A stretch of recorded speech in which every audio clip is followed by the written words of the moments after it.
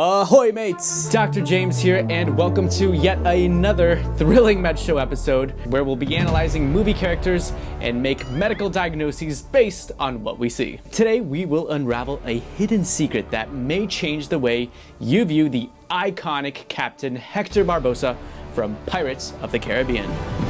So tell me, what's become of my ship?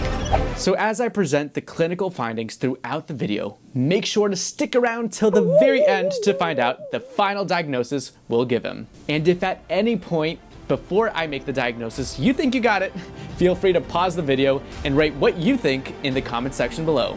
And then while you're at it, give this video a like and pillage the subscribe button. Agreed. Alright, so right off the bat, like any good pirate, one of the most obvious concerns I see in Captain Barbossa is his love for alcoholic beverages. And I'm not talking about beer, I'm talking about hard liquors, especially rum. All that being said, this dirty little habit will be the major player in the diagnosis I have in mind. You see, medically speaking, the maximum limit for daily drinking without being considered an alcoholic is 2 standard drinks for men and 1 standard drink for women. By the way, just as an aside, the differences in threshold between men and women take into account the differences in alcohol metabolism between the sexes, and also just generally speaking, body weight differences. It is more what you call guidelines than actual rules. Now, whether Barbossa turned to alcohol to cope with the rigors of the pirate life, or that he lived in an era where alcohol was a lot more sanitary than drinking water at times, I don't know. But for the purposes of this video, I think we can safely say that he was a by-the-book alcoholic. Oh, you got a knife. That's very good. There. I want one of those. This would also explain Barbossa's behavior, mood swings, and aggression. All possible psychological effects related to alcohol abuse.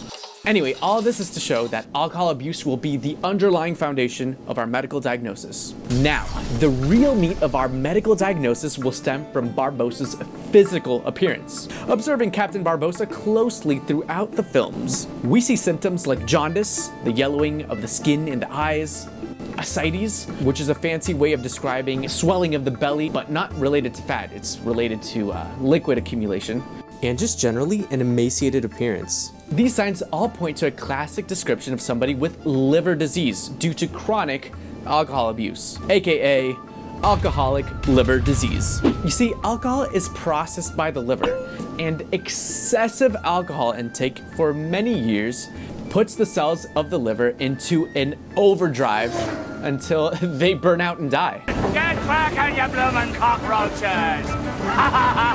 And as the liver cells die out, it puts more burden on the remaining live cells to do even more work until they also give way. It's a never-ending death spiral, if you know what I mean. Now, these dead liver cells eventually get replaced by scar tissue, and if you get any imaging out of the liver, like an ultrasound or an MRI, you can definitely see these changes in the liver that would support our diagnosis. Now, as for the yellowing of the eyes, that's due to the fact that among the many things that the liver does is making biochemical changes to old red blood cells called bilirubin, so that you're able to pee out all these old red blood cells. This bilirubin is yellow in color, and actually, that's what makes our peas yellow. But if your liver is not working okay, the old red blood cells in your body can't get processed to be peed out and just accumulate throughout your body and get deposited in your skin and your eyes, hence giving you a general yellow look called jaundice.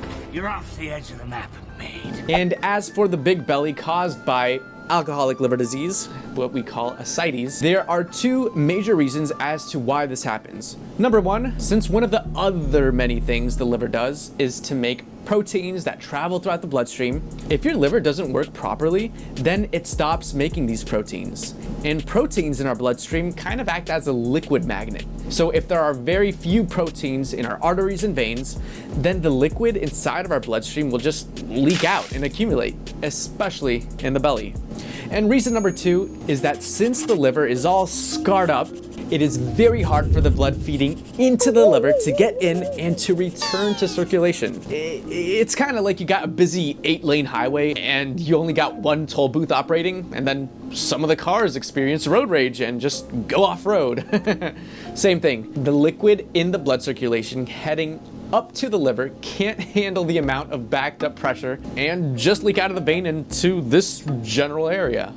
Okay, that was a lot. Obviously, we can't get blood work to find out if the markers of liver damage are elevated, such as elevated AST to ALT levels in a 2-to-1 proportion for all my nerds out there.